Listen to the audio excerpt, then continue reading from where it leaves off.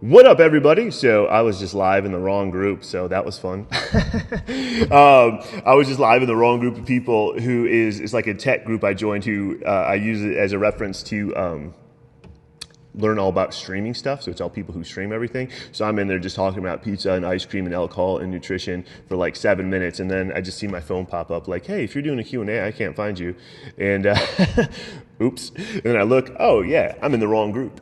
It's also called a community group. It's ECAM, so it starts with an E. It's called the community group. And there I was just preaching them about the binge and restrict cycle of dieting. So that was fun.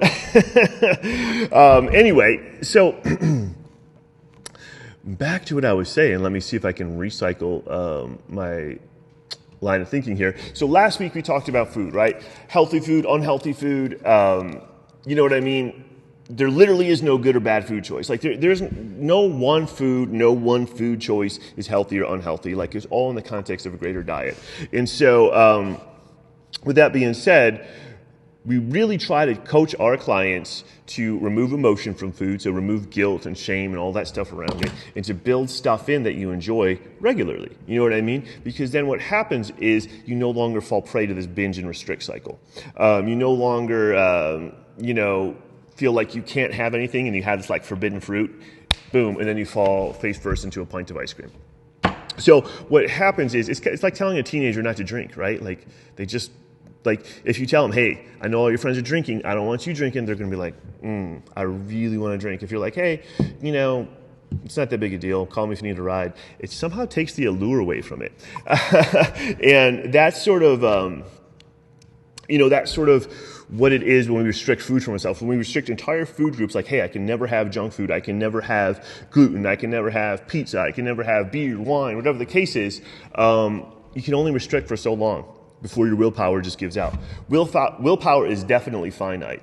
And if you're using it, you want to allocate that resource correctly, right? And if you have to white knuckle through every single day because there's literally not like one food that you enjoy, or you just feel like you're constantly on a quote unquote diet, that willpower is just being allocated all towards your food, and it is going to break at some point because guess what? We eat every day. So the binge restrict cycle is I restrict myself from it, then I get a taste of it, right? So I fall into some sort of situation, a social situation, like whatever the case is, where, I have pizza or I have a drink or I have birthday cake, like whatever it is. And then because I've got association or guilt associated with it and emotion associated with it, I feel guilty and I feel ashamed. And I feel like stupid me, like I can't do anything right. And then, so you think, since I'm off the wagon, because now you're black and white thinking, since I'm off the wagon, let me continue to be off the wagon and let me just keep going on this binge, blah, blah, blah, blah. And that's the typical like weekend cycle we see a lot of people falling into.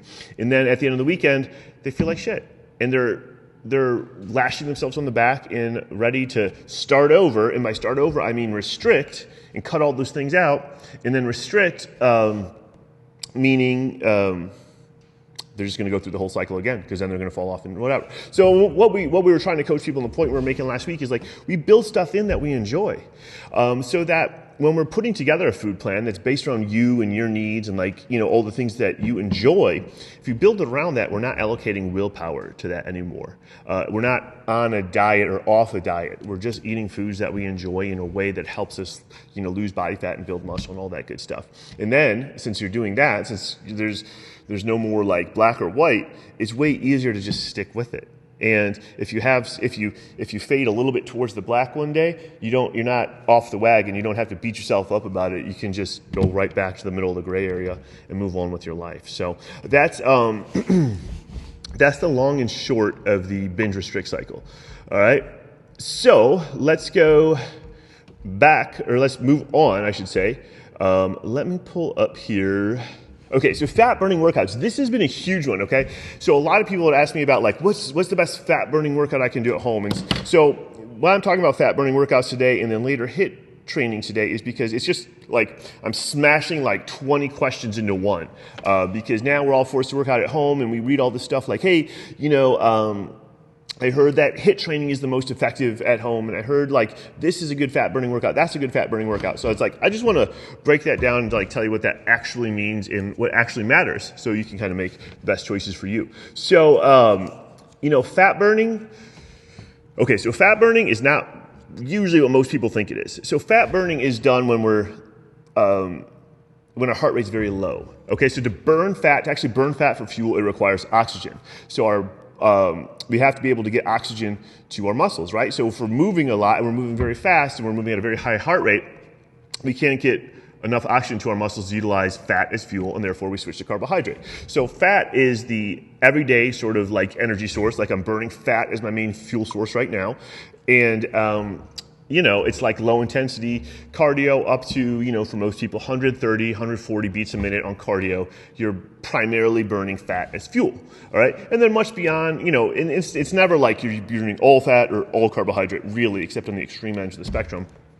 But somewhere around let's call it 140, 150, you begin to shift and your heart and lungs can't really keep up with pumping enough oxygen to your muscles, and you start burning sugar for fuel because sugar doesn't require oxygen, and that's stored in your muscles is called glycogen, and now that's what's called anaerobic. You're in the anaerobic threshold, right? So an actual fat burning workout is walking, running with your heart rate. A good formula to use is 180 minus your age. I'm 36 years old. If I'm walking and running up to a heart rate of 144, I'm primarily using fat as fuel. All right. Now, here's the thing. The fuel source that I use during my workout doesn't really matter. What matters is the big picture, and have I taken in fewer, like if I want to lose weight or lose fat or maintain, whatever, if I want to lose, I have to take in fewer calories than I burn. Okay. So let's just say I do an awesome fat burning workout, and I burn 300 to 400 calories of pure fat over the course of a 1 hour workout, which is about right. You know what I mean? And so what happens is next is my diet, right? So if I eat if I eat my base rate of metabolism plus that 300-400 calories that I already ate, nothing changes. So it doesn't matter that I burn that fat for fuel because now I'm just storing fat. You know what I mean? If I ate fewer calories, then that fat will stay off. And this is most common, if I burn 300-400 calories from my workout and then I eat more than I burn total throughout the day, I just end up storing new fat anyway. So it doesn't really matter. The only thing that matters is, as far as like fat loss and weight loss, is taking in fewer calories than you burn. Like, that's it. And so the source of that fuel during your workouts, whether it's fat or carbohydrate, doesn't really matter. And so that's the thing when people say, I got this fat burning workout. Usually what they're talking about is a calorie burning workout. Like, oh man, I burned so many calories. And it's like they do it on their Fitbit, or like, they have a heart rate strap. And here's the thing, like, I'm just not that into burning calories for a workout because it's just not a super efficient way to lose weight. So let's just say weight loss is my goal or fat loss is my goal. Well, I could certainly do that. I could certainly work really hard. And here's the thing, like, I know that our heart rate monitors and stuff tell us that we burn 600 and 700 calories during a workout, but it's usually pretty skewed. That's adding in your base metabolism. Realistically, like even if you're working really, really hard for an hour, you're burning maybe 400 calories in an hour-long workout, 400 to 500 calories, in addition to what you would have burned anyway. Now, that being said, that's like 2 Snickers bars, 2 beers, 2 glasses of wine.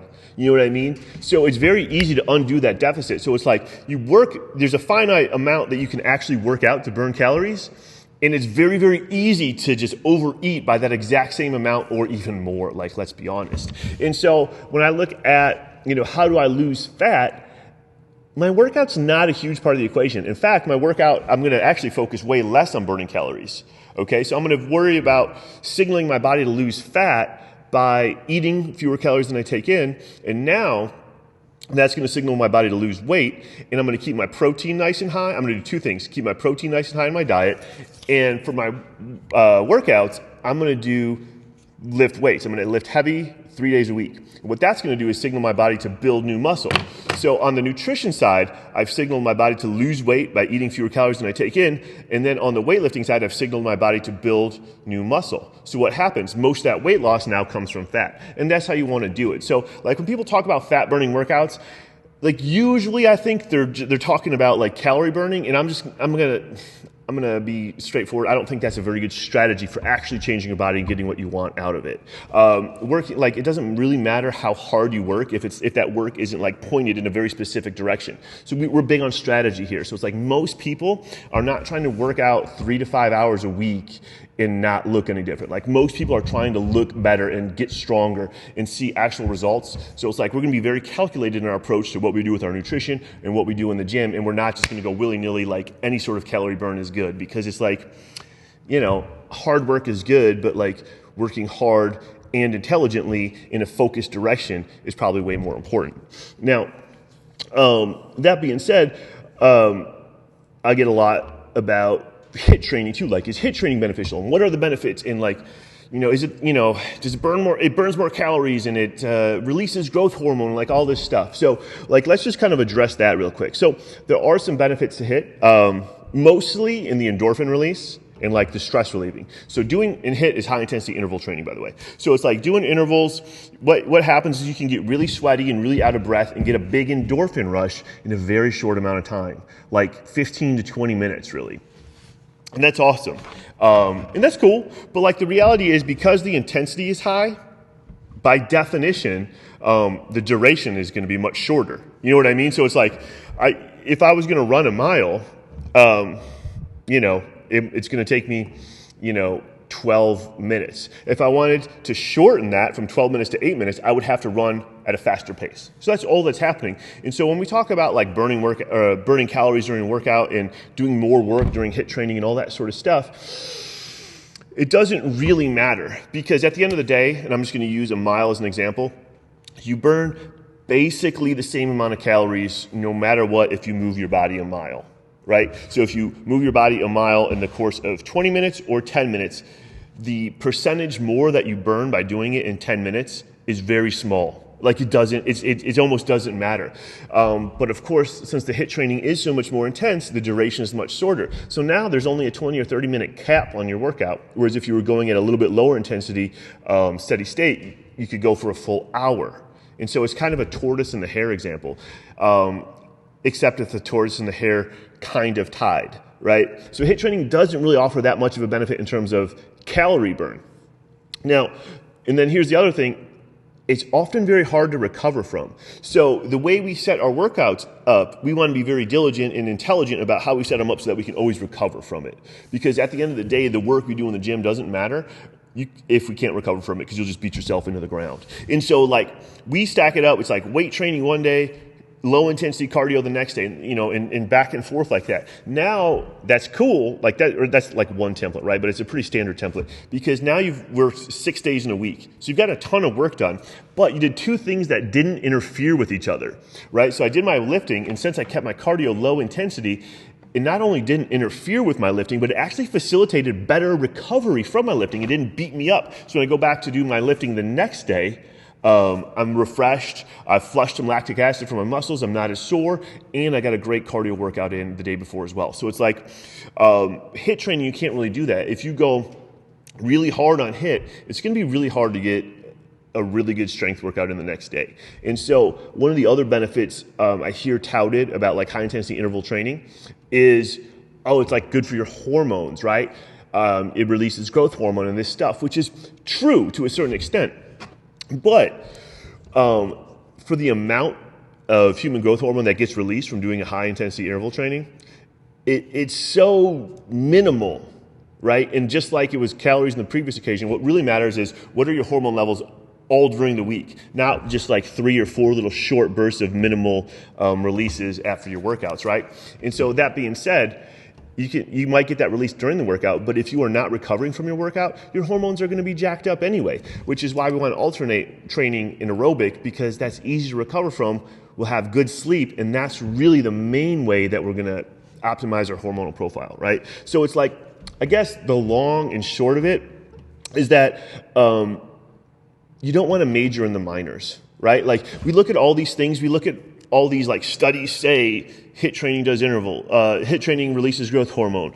You know what I mean? This fat burning workout burns X amount of calories, blah, blah, blah. But all that stuff is really trivial and doesn't really matter in the big picture. And by doing that stuff, it's taking our eye away from, and really it's taking our focus off of the things that move the needle the most when it comes to body transformation, right? So when I say body transformation, I guess I should define that as well. I'm talking about getting stronger, looking better, and being healthy. Like that's the big three. I want to look better, I want to be stronger, and I want to be healthy. And healthy is like all encompassing, but it's like blood work, it's moving well, it's not having achy joints, like that sort of thing. And so we're going to do the things that matter most for that. Keeping a high amount of skeletal muscle, even if you're a woman, like you need to build muscle. We're losing muscle constantly after the age of 30. You need a good, strong aerobic base. We keep it low intensity because that interferes less with our weight training. And then when I say moving better, well, we don't just want to be flailing around and doing a bunch of burpees. Like I have a personal thing against burpees, but like we don't want to be moving in high intensity and slamming our bodies in the ground. We want to be very intentional about our technique and intentional about how we move our bodies so that our joints do last for the long run. So am I anti-HIIT? Like, no, I'm not. Like, it just doesn't fit into the big picture for most people. And the benefits you should be looking for most in any sort of workout is like, do you enjoy it, and is it getting you where you want to go, right? And so most people just haven't even defined where do they want to go exactly. So I would start there, and then I'd be like, okay, do I like this thing? And then how much is it distracting me from actually doing the work I need to do to get where I want to go? So that is... that's my deal on HIIT. So I know today was a little bit more sciencey. Last week a little bit more mindset-ish. Today just kind of talking about stuff that I hear all the time. Because really, if somebody talks to you about a fat-burning workout, they're probably not intentionally trying to mislead you, but chances are they don't know what they're talking about. Because walking is the best fat-burning workout. Like walking and low-intensity jogging is the best fat-burning workout. And in terms of actually using fat for fuel. And I very rarely see that. But then if you're talking about fat burning, like I'm trying to lose body fat, there literally is no workout that's best for that. Like pretty much doing anything is all going to net you about the same calorie burn. And what's going to be way more important is what you do in the kitchen. All right. That's all I got for you. All right. Let's see what's up. Maria, you're back in Chicago. What's up, girl? I can't wait till the gym opens up and we can see you back in here. We're up there, Leslie. Hello, Paige. Miss you too. Can't wait till I can see people in person and not have to just talk to my friends on the internet all day. All right, gang. That is what I got for you. Have a blessed Friday, and I will catch you next time.